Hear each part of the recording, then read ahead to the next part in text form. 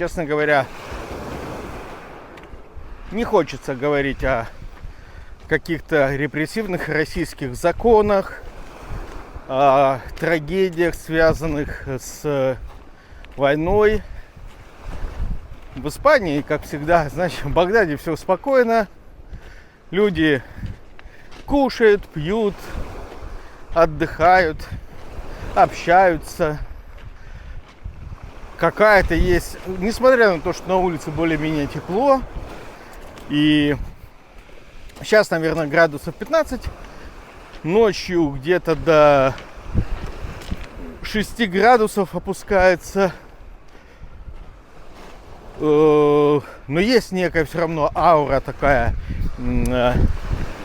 мистики, связанная с рождественскими и новогодними праздниками. Вообще Испания — это такая интересная страна, отличная от других стран Европы. Они, казалось бы,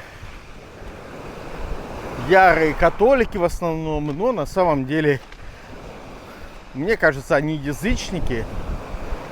То есть они очень любят всякие приметы, абсолютные фанаты всяких лотерей, всяких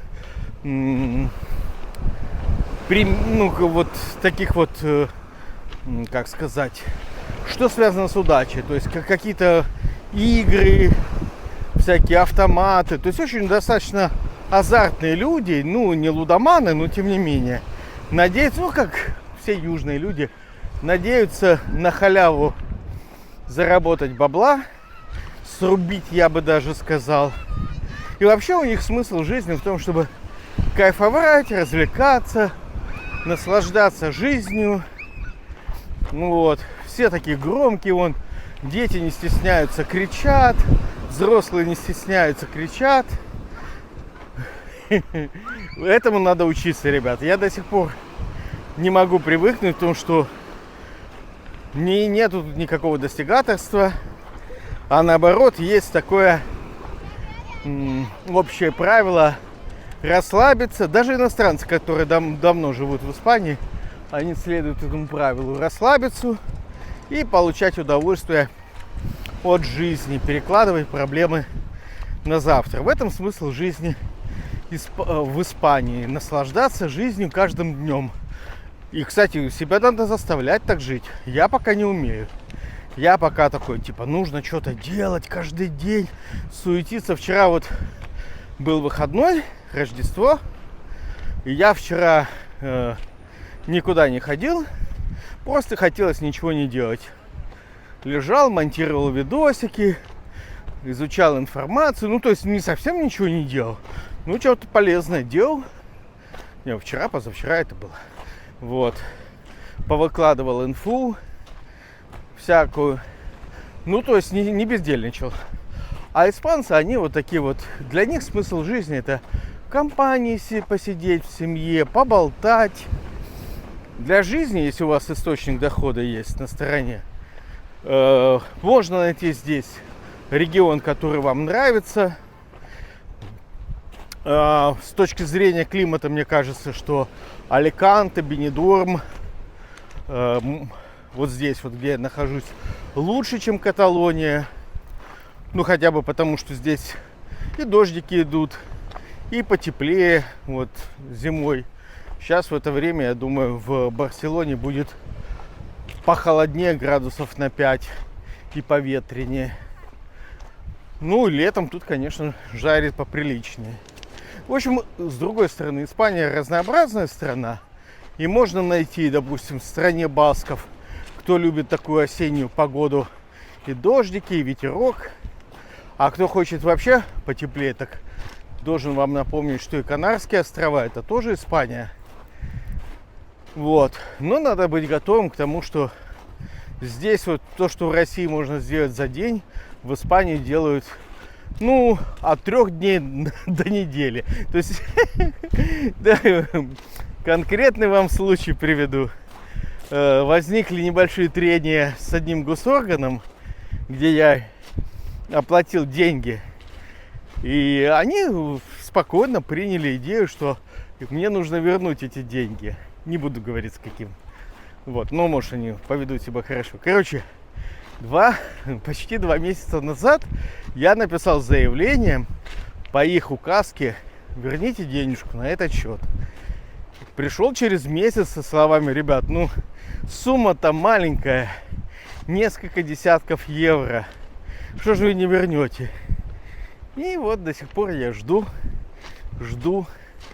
Они даже не могут сказать, во-первых, когда они вернут, несколько десятков евро. Копеечная сумма. Во-вторых, они не могут сказать, какими нормами регулируются сроки возврата. То есть, казалось бы, должны быть объективные правила, в которые возвращаются эти деньги. Почему вы не возвращаете их? Объясните, то, может быть, у вас, вот, допустим, как с медициной, есть у них 2-месячное правило предоставления медицинской карточки, которое тоже не выполняется, но хотя бы это правило есть. А тут по непонятной причине вот они даже и не хотят говорить, когда они, какими нормами это регулируется. Вот это, конечно, такая, нездоровая ложка, а прям такая кастрюля дегтя в бочке испанского меда, кайфа и расслабона. Вот.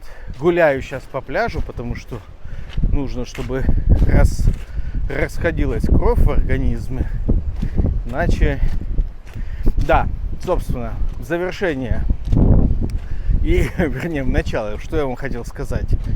Первое, подпишитесь и напишите комментарий, а в комментарии напишите следующее. Мне нужно составить, так называемый контент-план, то есть примерный план, о чем я буду снимать видео в следующем году. Желательно около юридической тематики, чтобы вам было полезно. Потому что моя идея школы юридической самозащиты — это чтобы вам было полезно. Я либо рассказываю что-то о жизни в Испании, что вам тоже, наверное, полезно, как минимум интересно. И рассказываю о каких-то лайфхаках, юридических вопросах, чтобы вы, находясь в России или даже по аналогии в Украине, я знаю, что и оттуда меня смотрят, законы плюс-минус одинаково написаны, потому что, понятно, они из одного корня выросли. Испанские законы подальше. Вот. Но, кстати говоря, если вы думаете, что я тут на месте ровно сижу и ничего не делаю, это не так. Я веду работу с местными правоохранителями, задаю им вопросы. Просто из-за языкового барьера они еще и стесняются немножко плохого знания английского языка с их стороны. Поэтому эту работу приходится вести только в письменном виде. Я им задаю вопросы, в частности, какими испанскими законами регулируется, допустим, право на видеозапись сотрудников полиции. Спрашиваю их, по аналогии с российскими важными для нас нормами, например, право не свидетельствовать против себя. Уверен, что в испанской конституции существует аналог 51 статьи Конституции российской. Вот я их спросил, а какими статьями вашей Конституции регулируется возможность не свидетельствовать против себя? Жду от них ответа, так что как только я его получу, я вам сообщу об этом. А от вас же я хочу в комментариях услышать и прочитать, что, о чем видео снимать. Вот смотрите, у меня на 2 каналах, каналов же больше, есть еще канал, посвященный исключительно миграции, Русостокс, и антивоенной тематике. Я его с слегонца подзабросил, просто не успеваю все делать. Не то чтобы я не хотел, но просто зашиваюсь с другими задачами. Все-таки мне надо еще и зарабатывать. Я же этими проектами ничего не зарабатываю, кроме бешеной популярности общемировой. Это сарказм и юмор. Так вот, давайте пока на 2 каналах остановимся. И на школе юридической самозащиты у нас есть подрубрика «Разбираем законы», в порядке важности, с моей точки зрения, для людей. Разбираем какие-то истории успешные, которые у меня были, и неуспешные в России и в Испании. Что еще? На канале «Журналист в Испании» я вам делаю распаковку городов и районов Краснодарского края. Рассказываю о том, как я построил дом в горячем ключе.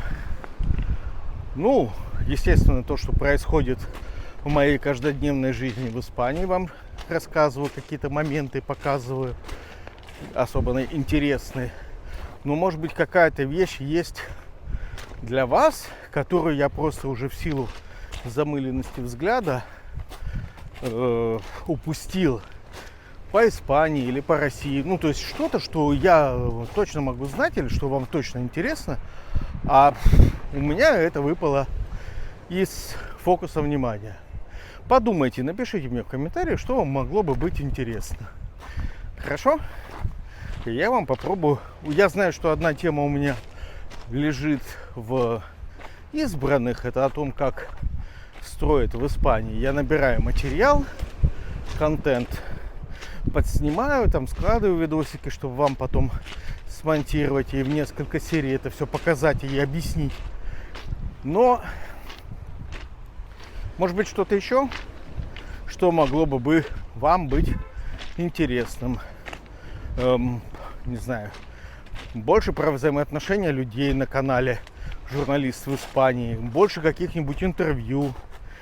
Или, допустим, на школе юридической самозащиты разбор конкретных кейсов, ну, в смысле конкретных случаев, может быть, какие-нибудь пошаговые, как это называется, скринкасты написания жалоб. То есть я могу вам, допустим, показать, как написать жалобу на сайте, ну, самое простое, госуслуг, как написать жалобу на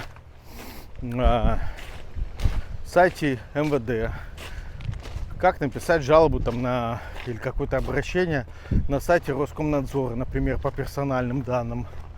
Ну, какие-то вещи такие, которые для меня не являются чем-то необычным, а вы никогда, допустим, не делали. Например, я знаю, как получать апостилированные документы из Москвы за сущие копейки.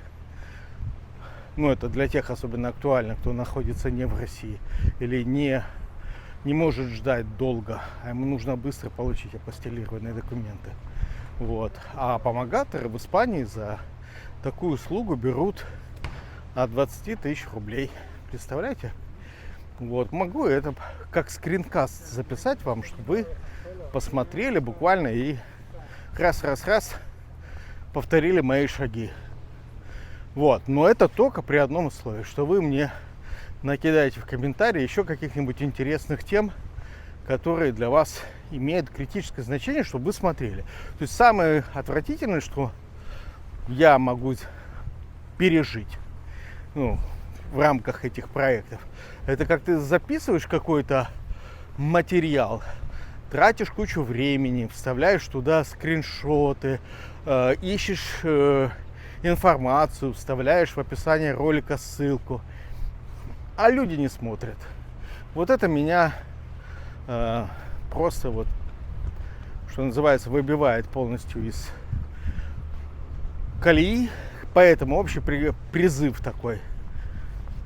Смотрите видео, что-то ёкнуло, что угодно, какая-то мысль, какая-то реплика, напишите в комментарии, поставьте лайк или дизлайк. Мне очень важна ваша обратная связь, чтобы я понимал, что я не зря это делаю. Да, и последнее. У меня есть Patreon, у меня есть Boosty. Я там выкладываю статьи, на которые я трачу несколько там месяцев работы, собираю информацию, обрабатываю ее данные. Просто несколько строк черкните мне. Вы вообще готовы приходить туда и читать эти статьи?